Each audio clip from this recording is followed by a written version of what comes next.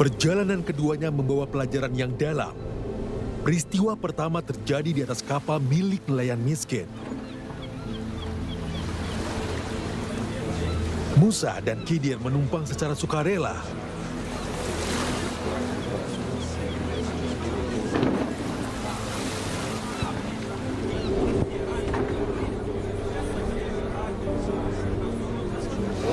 Namun tiba-tiba, Khidir melubangi kapal itu dengan tangannya.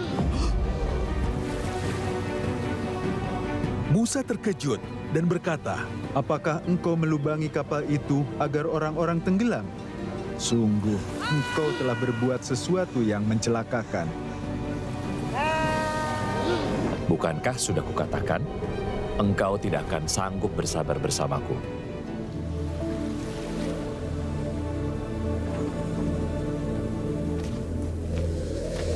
Peristiwa kedua lebih mengagetkan. Mereka bertemu seorang anak kecil yang nampak tak bersalah. Namun, Khidir membunuhnya tanpa penjelasan. Apakah engkau membunuh jiwa yang suci bukan karena ia membunuh orang lain? Sungguh, engkau telah melakukan hal yang mungkar. Dan Khidir kembali mengingatkan bahwa Musa belum mampu bersabar.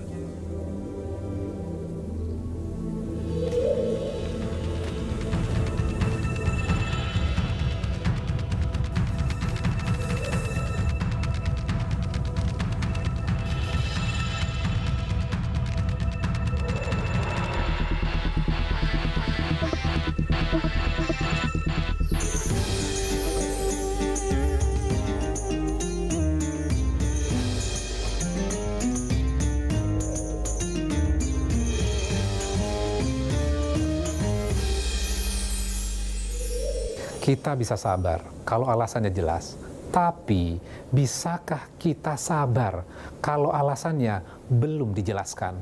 Itulah pelajaran besar dari kisah Nabi Musa dan Khidir. Musa bukan orang biasa, beliau seorang nabi, pemimpin, dan pemilik ilmu yang tinggi. Tapi Allah ingin menunjukkan satu hal, bahwa ilmu manusia seberapapun luasnya, masih ada batasnya. Jadi, kalau hari ini kita sedang diuji oleh sesuatu yang kita nggak ngerti, kenapa harus kehilangan? Kenapa harus menunggu? Kenapa doa belum dijawab? Ingatlah ayat ini. Wa kaifa tasbiru ala ma lam tuhid bihi khubra. Dan bagaimana engkau akan bersabar terhadap sesuatu yang engkau belum memiliki pengetahuan tentangnya.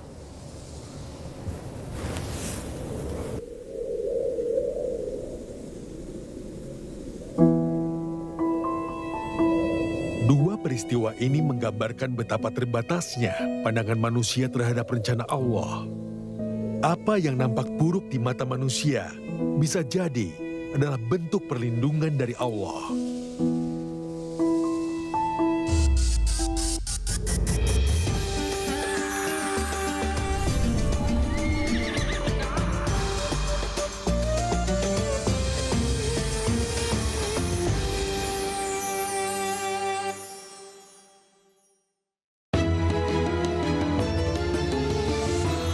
Acara ini dipersembahkan oleh...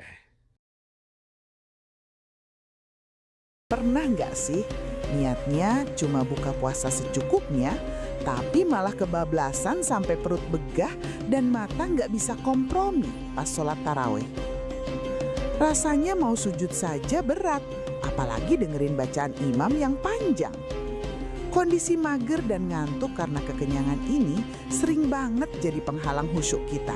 Pertanyaannya, apakah ibadah kita tetap bernilai kalau fisik ada di masjid, tapi pikiran cuma fokus nahan kantuk? Apa nggak sayang kalau nikmatnya khusyuk harus kalah sama nikmatnya makan berlebihan?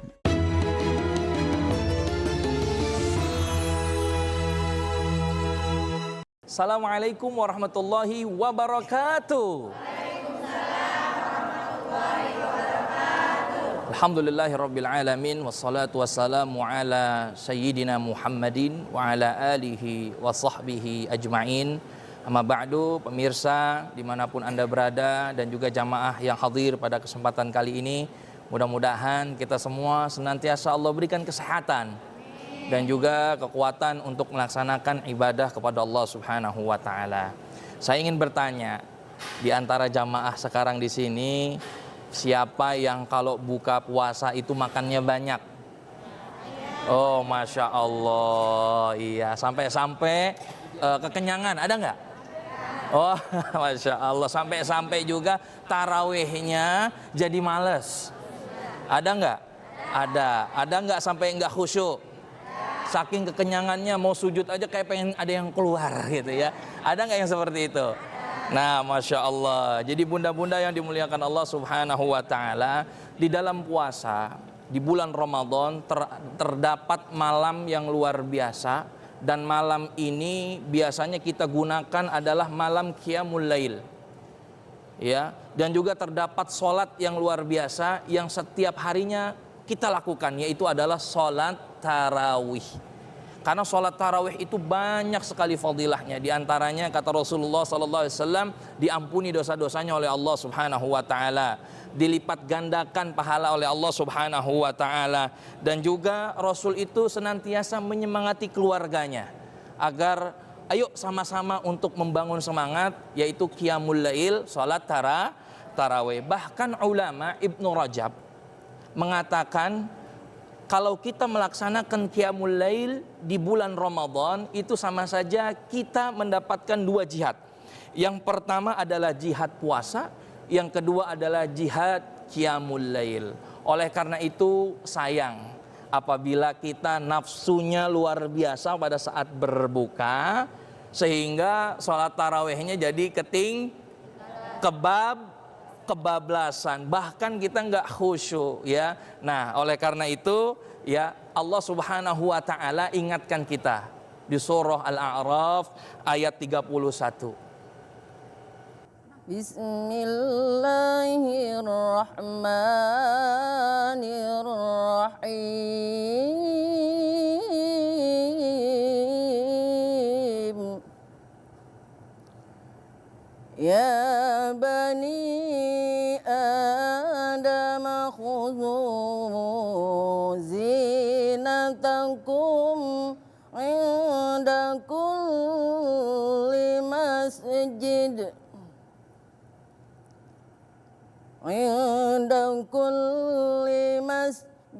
wa kulu washrabu wa la tushrifu innahu la yuhibbul musrifin.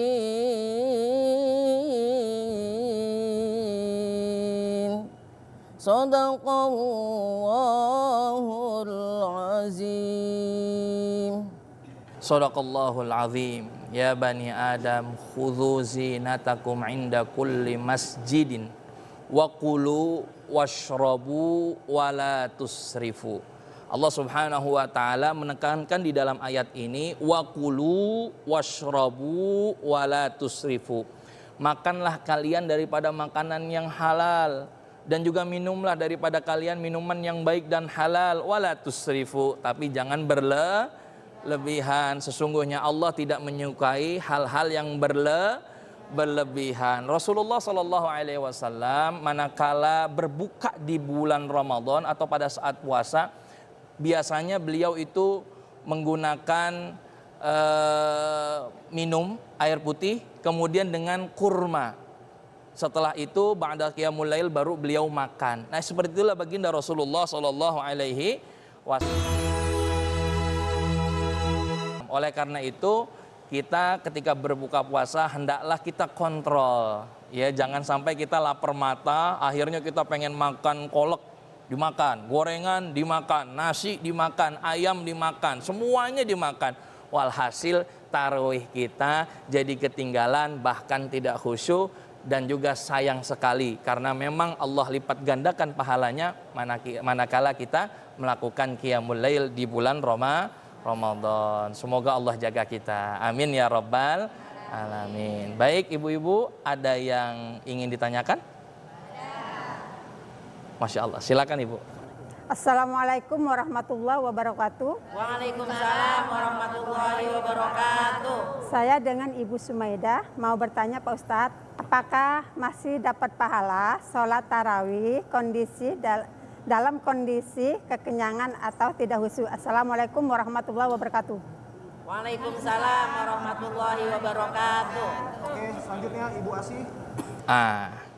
Ustadz, kalau kita sholat tarawih, ternyata tarawih kita itu nggak khusyuk gara-gara kekenyangan tadi. Apakah tarawih kita itu sah Ustadz? Jawabannya insya Allah tarawih kita masih diterima oleh Allah Subhanahu wa Ta'ala. Akan tetapi mungkin ya berkurang daripada pahalanya. Kenapa? Yang tadinya kita khusyuk membaca daripada bacaan sholat, mengkhusyukkan diri kita untuk mendengarkan bacaan imam, gara-gara kita kekenyangan, jadi bawaannya ngantuk, jadi bawaannya pengen cepat-cepat pulang. Bahkan di luaran sana banyak di antara mereka yang kalau sholat tarawih lihat dulu imamnya. Kalau imamnya lama dia pulang. Kalau imamnya cepat, dia datang duluan. Ya bahkan dia main cepet-cepetan tuh, nyari imamnya. Pak Ustadz, imam saya di masjid saya itu udah paling cepat Pak Ustadz. Emangnya kenapa? Kalau di masjid sebelah, Al-Fatihahnya 1 kali 1 nafas Al-Fatihah. Kalau di masjid saya Pak Ustadz, imamnya udah kagak napas. Berarti imamnya udah kagak ada. Jadi libur sholat tarawihnya kagak ada, kan begitu. Jangan sampai seperti itu. Artinya mau lama mau sebentar kita khusyuk dalam sholat tarawih. Sayang sudah kita cakep-cakep pakai mukena, ya kemudian kita juga sudah rapi bersuci. Kalau ternyata sholat tarawih kita tidak khusyuk, bisa jadi Allah kurangi daripada pahala kita. Ya mudah-mudahan semua amal ibadah kita diterima oleh Allah Subhanahu wa Ta'ala. Assalamualaikum warahmatullahi wabarakatuh.